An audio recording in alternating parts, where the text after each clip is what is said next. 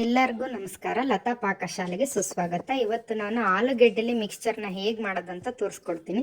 ಮೊದಲಿಗೆ ನಾನಿಲ್ಲಿ 2 medium size ಆಲೂಗೆಡ್ಡೆನ ಸಿಪ್ಪೆ ತೆಗೆದಿಟ್ಕೊಂಡಿದ್ದೀನಿ. ಇದನ್ನು ಮನೆಯಲ್ಲೇ ಇರುವಂಥ ಗ್ರೇಟರ್ ಸಹಾಯದಿಂದ ತುರ್ಕೊತಾ ಇದ್ದೀನಿ. ತುರಿಯೋದಕ್ಕೆ ನಾನೀಗ ಒಂದು ಬೌಲಿಗೆ ನಾನೊಂದು ಸ್ವಲ್ಪ ನೀರು ಹಾಕ್ಕೊಂಡು ಆ ಗ್ರೇಟರ್ನ ಬೌಲ್ ಒಳಗೆ ಇಟ್ಕೊಂಡು ತುರಿತಾ ಇದ್ದೀನಿ. ಕಾರಣ ಅಷ್ಟೇ, ಆಲೂಗೆಡ್ಡೆ ಬಣ್ಣ ಬದಲಾಗಬಾರ್ದು ಅಂತ. ಈ ರೀತಿ ತುರಿಯುವಾಗ ಆಲೂಗೆಡ್ಡೆ ತುರಿದಿದ್ದು ನೀರಿಗೆ ಬೀಳೋದ್ರಿಂದ ಆಲೂಗೆಡ್ಡೆ ಬಣ್ಣ ಬದಲಾಗಲ್ಲ. ಈಗೆಲ್ಲ ತುರಿದ ನಂತರ ಇದನ್ನ ಮತ್ತೊಂದು ಸತಿ ಬೇರೆ ನೀರಲ್ಲಿ ಚೆನ್ನಾಗಿ ತೊಳ್ಕೊಬೇಕು. ಈ ಬಿಳಿ ಹಾಲಿನ ಅಂಶ ಎಲ್ಲ ಹೋಗೋವರೆಗೂ ನಾವು ಚೆನ್ನಾಗಿ ತೊಳ್ಕೊಬೇಕು.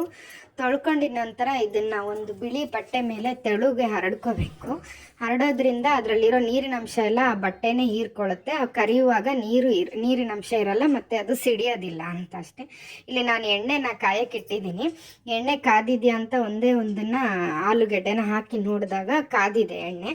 ಸೊ ಈಗ ಮೀಡಿಯಮ್ ಫ್ಲೇಮ್ ಇಟ್ಕೊಂಡು ತುರಿದಿರೋ ಸ್ವಲ್ಪ ಸ್ವಲ್ಪ ಆಲೂಗೆಡ್ಡೆನ ಹಾಕಿ ಕರ್ಕೊಳ್ಳೋಣ. ನೋಡಿ, ಈಗ ಹಾಕ್ತಿದ್ದಂಗೆ ಜಾಸ್ತಿ ನೊರೆ ಉಕ್ತಾ ಇದೆ. ಈ ನೊರೆ ಕಡಿಮೆ ಆದರೆ ಆಲೂಗೆಡ್ಡೆ ಬೆಂದಿದೆ ಅಂತ ಅರ್ಥ.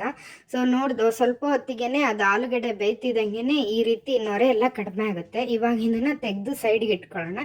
ಹೀಗೆ ಸ್ವಲ್ಪ ಸ್ವಲ್ಪ ಆಲೂಗೆಡ್ಡೆನ ನಾವು ತೆಗೆದು ಸೈಡ್ಗೆ ಇಟ್ಕೊಳ್ಳೋಣ.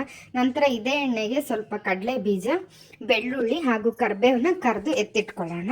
ಸಾಮಾನ್ಯವಾಗಿ ಎಲ್ಲರೂ ಕಡಲೆ ಹಿಟ್ಟಿನ ಮಿಕ್ಸ್ಚರ್ ನಾವು ಮಾಡೇ ಇರ್ತೀವಿ, ಮನೆಯಲ್ಲಿ ತಿಂದಿರ್ತೀವಿ. ಈ ರೀತಿ ಆಲೂಗೆಡ್ಡೆ ಮಿಕ್ಸ್ಚರ್ನ ಒಮ್ಮೆ ಮಾಡಿ ನೋಡಿ, ತುಂಬ ರುಚಿಯಾಗಿರುತ್ತೆ ಮತ್ತು ತುಂಬ ಸುಲಭಕ್ಕೂ ಮಾಡ್ಕೋಬೋದು ಮತ್ತು ತುಂಬ ಟೇಸ್ಟಿ ಆಗಿರುತ್ತಿದ್ದು.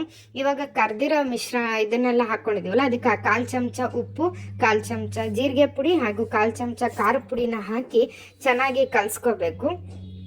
ಕಲಿಸ್ಕೊಂಡಿದ ನಂತರ ತುಂಬ ರುಚಿಯಾಗಿರುತ್ತೆ. ನೋಡಿ, ನೋಡೋಕ್ಕೆ ಎಷ್ಟು ಚೆನ್ನಾಗಿ ಕಾಣ್ತಿದೆ ಅಂತ. ನೀವು ಒಮ್ಮೆ ಮನೆಯಲ್ಲಿ ಸುಲಭದಲ್ಲೇ ಮಾಡ್ಕೋಬೋದು. ಮಾಡಿಕೊಂಡು ತಿಂದು ನೋಡಿ ಹೇಗಿದೆ ಅಂತಂದು ಕಮೆಂಟಲ್ಲಿ ನನಗೆ ತಿಳಿಸಿ.